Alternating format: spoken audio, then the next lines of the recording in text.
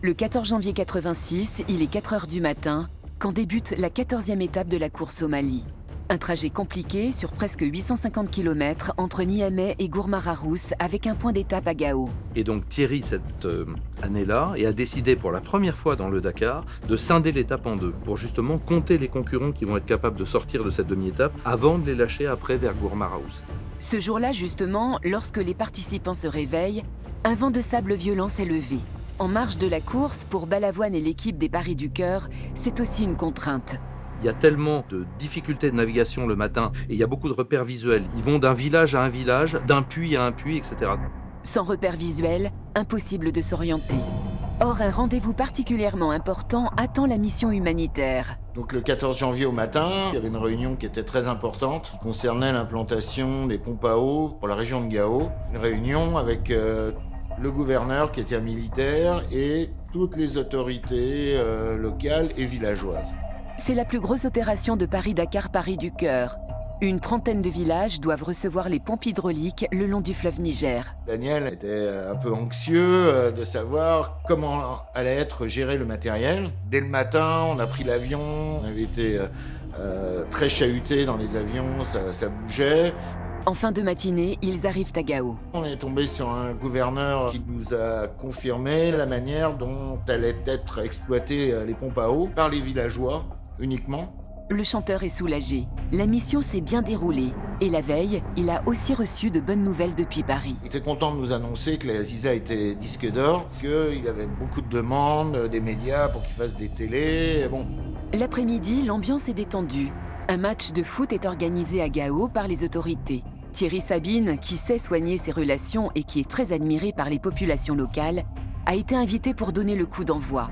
L'organisateur du Dakar rejoint Balavoine, qui est heureux de pouvoir lui annoncer le succès du rendez-vous.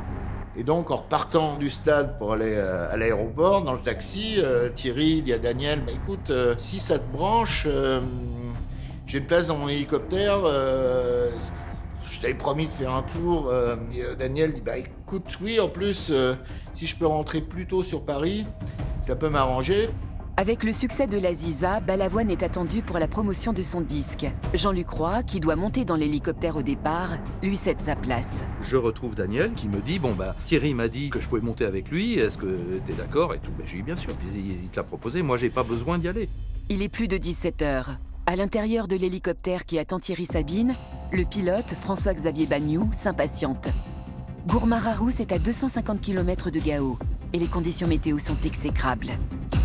Et arrivant sur place, il a fallu se dépêcher. Le pilote était prêt à partir. Et donc c'est François-Xavier Bagnoux qui lui dit il faut qu'on y aille parce que la visibilité est en train de tomber. Juste au moment de se dire au revoir, c'est vrai qu'avec Daniel, on s'est pris un peu dans les bras comme ça. Et puis il m'a dit, bon allez, tu vas livrer les pompes là, hein, on se revoit à Paris. Et à ce moment-là, Thierry m'avait une grande tape dans le dos quand il me disait, bon allez, allez, tu vas les livrer ces pompes, il faut les livrer ces pompes. Il monte dans l'hélico et moi je referme la porte de l'hélico. Puis l'hélico est parti comme ça, et ça s'est fait très rapidement. Quand l'hélicoptère décolle, il est 17h15. À son bord, il y a aussi le technicien radio de RTL, Jean-Paul Le Fur. Un ultime passager monte quelques kilomètres plus loin. C'est Nathalie Audan, jeune journaliste de 25 ans au Journal du Dimanche.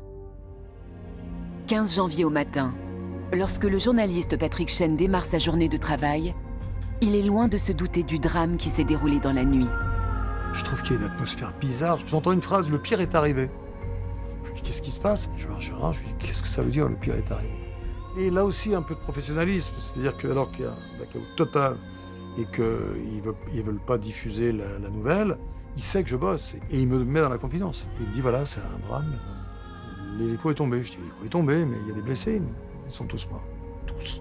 Ça paraît totalement ahurissant. La disparition de ses amis, Jean-Luc Roy l'apprend en plein vol, alors qu'il rejoint l'organisation du Dakar à Bamako. Dans notre avion, il y a un confrère de Radio France Internationale, qui s'appelle Bruno Pfleger, qui a une petite radio et qui peut capter, et ça aussi je me rappellerai toute ma vie évidemment, et à un moment il dit « l'hélico s'est crashé, ils sont tous morts ». Donc on est en plein vol, hein. Et là on lui dit « mais qu'est-ce que tu racontes quoi, qu'est-ce que c'est que ça ?» Et puis malheureusement, c'est quasiment en boucle, quoi. Toutes les 10 minutes on répète que... Donc là, c'est peu dire qu'on est atterré. enfin on pleure tous. Hein. Et puis... C'était apocalyptique, quoi. On est tous abasourdis, traumatisés. Jean-Luc Roy, ça a été terrible pour lui d'avoir laissé sa place. Oui, ça a été très dur, surtout je me suis toujours demandé pourquoi c'était pas moi, quoi. Sur le rallye, c'est la consternation. Le silence qui règne entre les participants en dit long. L'hélicoptère s'est complètement volatilisé. Les 5 occupantes sont mortes sur le coup. En France, la nouvelle fait l'effet d'une déflagration. Dans le désert, les derniers mots de Sabine résonnent tristement. C'est un Dakar qui grandit vers l'exceptionnel. Le drame, lui, n'étant malheureusement pas exceptionnel, et il faut essayer de se passer du drame. Après le temps du recueillement, très vite vient celui de l'enquête et de ses questionnements. Avec François-Xavier Bagnoud, un pilote d'hélicoptère expérimenté et aguerri à la conduite dans le désert, et Thierry Sabine à son bord, qui connaît parfaitement le terrain, comment expliquer que l'engin se soit crashé? Où sont les responsabilités? C'est ce que va chercher à savoir la famille du jeune pilote. Monsieur Bagnoud, qui est lui-même un spécialiste des hélicoptères, affirme « Ce n'est pas mon fils qui pilotait l'hélicoptère, c'est Thierry Sabine lui-même ». Je ne comprends pas comment quelqu'un qui est non-pilote, qui a l'intention de transporter finalement des personnes, se permet de prendre la place du commandant, de mettre en marche et puis de dire si tu viens pas avec moi, je pars tout seul. C'est ce qu'a dit Thierry Sabine à votre fils. C'est ce qu'on m'a rapporté de sources certaines. Dès le départ, pour beaucoup, cette thèse paraît infondée. Cette polémique, qui est un peu gênante vue d'ici, vous avez une idée définitive sur la question? Écoutez, je crois qu'on s'engage sur un procès complètement faux, une polémique complètement erronée. On comprend tous la douleur actuellement du père de François-Xavier. Bon, moi, je vole avec Thierry depuis 8 ans, en avion, en hélicoptère, en Afrique, en France. Il faut bien savoir que Thierry était complètement incapable, et il le savait bien lui-même, de piloter un avion ou un hélicoptère de nuit. Ce qui alimente la polémique, c'est la relation entre l'organisateur du tour et le jeune pilote, comme le souligne Michel Bauzy, l'un des derniers témoins à avoir vu l'équipage vivant. Mais à ce niveau-là, il y avait, paraît-il, des tensions entre Thierry Sabine et François-Xavier au niveau de la sécurité. Oui, c'est évident. François-Xavier, qui était un pilote très prudent, trouvait les initiatives de Sabine en pilotage complètement aberrantes vu l'environnement. Piloter un hélico sur le désert pendant 21 jours à raison de 6 à 10 heures par jour demande quand même une maturité au point de vue technique, au point de vue pilotage, que n'avait pas Thierry Sabine. Pour évacuer tout de suite un sujet, Thierry apprenait également à piloter l'hélico, mais c'est insensé de penser que ce soit Thierry qui ait pu prendre les commandes de l'hélico. Il n'était pas fou du tout, et il savait qu'il n'avait pas les compétences. Aujourd'hui, aucune preuve matérielle, aucun témoignage ne confirme que Thierry Sabine était aux manettes de l'appareil au moment de l'accident, ni que François-Xavier Bagnoud ait commis une erreur de pilotage. Quant à une possible défaillance technique, elle a été exclue par les experts des constructeurs. Apparemment, les turbines fonctionnaient normalement. Il n'y a rien eu qui accréditerait la thèse d'une panne mécanique ou de quoi que ce soit d'autre. Il n'y a rien. Aucune information judiciaire n'aurait été ouverte. Ce qui a permis de reconstituer les circonstances de l'accident repose uniquement sur les témoignages des participants et l'enquête des journalistes.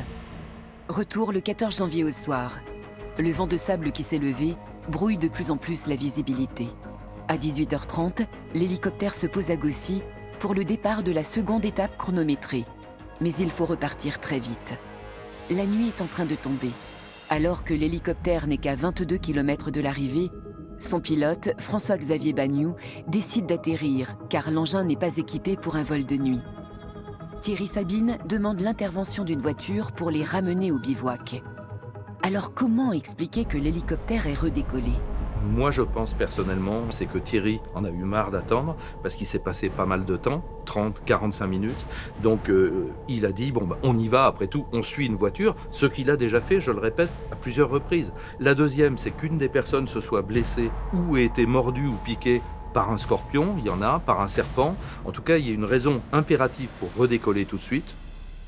Seule certitude aujourd'hui, le témoignage des occupants du 4x4 qui guide l'hélicoptère dans la nuit grâce à ses feux arrière. Donc l'hélico est très très proche et malheureusement à un moment, il doit faire un écart par la gauche parce que la piste tourne à gauche et qu'il y a une plaque de fèche-fèche, de sable très mou, et l'hélico se trouve de fait projeté devant. Et lorsqu'il tourne sur la gauche, il voit l'hélico les dépasser par la droite en fait. Il le voit puisqu'il est au ras du sol et puis d'un seul coup, ils entendent un bruit qui fait... Comme ça, exactement. Donc, ils font un détour avec le Mitsubishi. Et là, malheureusement, dans les phares de la voiture, ils constatent le drame qui vient de se produire. Bon, malheureusement, il n'y a plus rien à faire. À ce jour, les raisons pour lesquelles l'appareil a redécollé restent encore un mystère. À seulement 33 ans, l'étoile Balavoine s'apprêtait à entamer une carrière internationale. Et il s'éteint tragiquement dans le désert. Il faisait tout à toute vitesse. On aurait dit qu'il avait senti que sa vie allait être courte. Touché par cette tragédie, sa famille et ses fans vont poursuivre son engagement en Afrique grâce à l'association qui portera son nom. Est-ce que inconsciemment, j'ai voulu faire en sorte qu'il soit vivant longtemps? Peut-être, je ne sais pas. En tout cas, je ne suis pas la seule à être heureuse, à l'entendre. 36 ans plus tard, Sauver l'amour, son dernier album, reste encore l'un des plus vendus en France. Quant à ses engagements, ils sont plus que jamais d'actualité. Qu'est-ce qui a changé par rapport de ces coups de gueule et tout ce qui se passe actuellement? Question pour vous. Daniel, c'est une pierre précieuse qu'on nous a dérobée. Quand il est parti avant les siens, mes naufrages au petit matin ont mis mes jours dans la nuit. J'étais sans manque de lui.